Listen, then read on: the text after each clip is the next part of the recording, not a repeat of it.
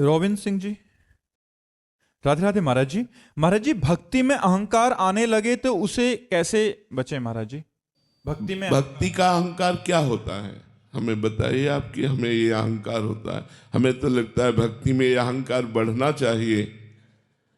अस अभिमान जाय जन भोरे, मैं सेवक रघुपति पति मोरे।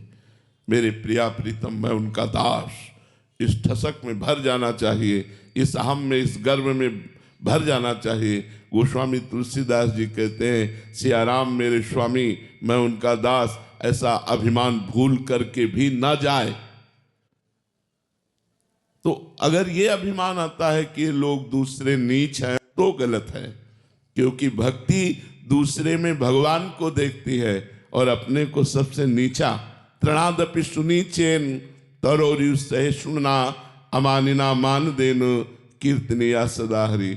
अपने को तृण से भी नीच देखना ये भक्त का स्वभाव होता है। दूसरे को भगवान के समान आदर करना ये भक्त का स्वभाव होता है। जो दूसरों में दोष देखता है, अपने में गुण देखता है, वो अभिमानी पुरुष भक्त नहीं होता है। अगर ऐसा अभिमान है तो गुरुदेव के चरणों का आश्रय लेकर के नाम जप, नाम कीर्तन, शास्त्र स्वाध्याय, सत्संग, इनके द्वारा हम अपने अभिमान का दमन करें। नमन भक्ति के द्वारा दमन करें। जहां हमारी दृष्टि जाए, जड़ चेतन जग जीव जत सकल राम मैं जानी। बंदों सबके पद कमल सदा जोरि जुग पान। यदि सबको हम भगवत भाव से नमस्कार करें, शास्त्र स्वाध्याय करें, सत्संग करें, नाम कीर्तन करें, नाम जप करें, तो हमारा मलिन देहाभिमान नष्ट हो जाएगा। महाराज जी, भक्ति में भी भूमिकाएं होती हैं भक्त की, प्रारंभिक भक्त, फिर उच्चतम भक्त। ये नवधा भक्ति भूमिका ही तो है। श्रवणम कीर्तनम स्मरणम विष्णुर्पाद सेवनम अर्चनम वंदनम दास्यम सख्य आत्मनिवेदनम। आत्मसमर्पण हो गया, फिर बकाया क्या रह गया? संपूर्ण बात बन गई जब भगवद आत्मसमर्पण हो गया। अब प्रेम की स्थिति उसके अंदर, दशधा भक्ति, प्रेम लक्षणा भक्ति उसके अंदर जागृत हुई।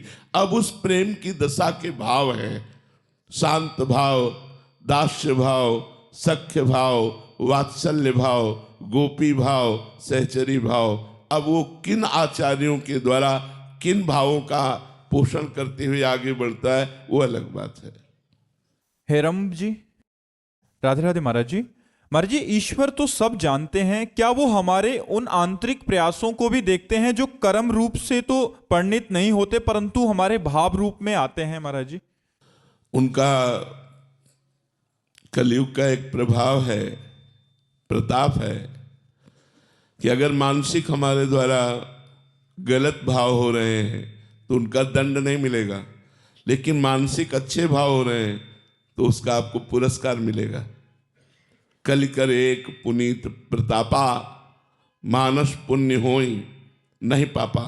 यदि मानसिक गलत चिंतन चल रहा है तो आपको उसका दंड नहीं मिलेगा, लेकिन मानसिक अच्छा चिंतन चल रहा है तो आपको उसका फल मिलेगा। कलयुग का एक प्रताप है। अन्य युगों में तो मानसिक कलुषता का भी दंड मिलता था, मानसिक पाप का भी फल मिलता था, लेकिन कलयुग में नहीं है। भगवान आपके सब भावों को देख रहे हैं। एक एक सेकेंड का हिसाब होगा, अच्छा या बुरा, जो भी सोच रहे हैं, कर रहे हैं, वो सब आपको आगे भोगना पड़ेगा। जो अच्छा कर रहे हैं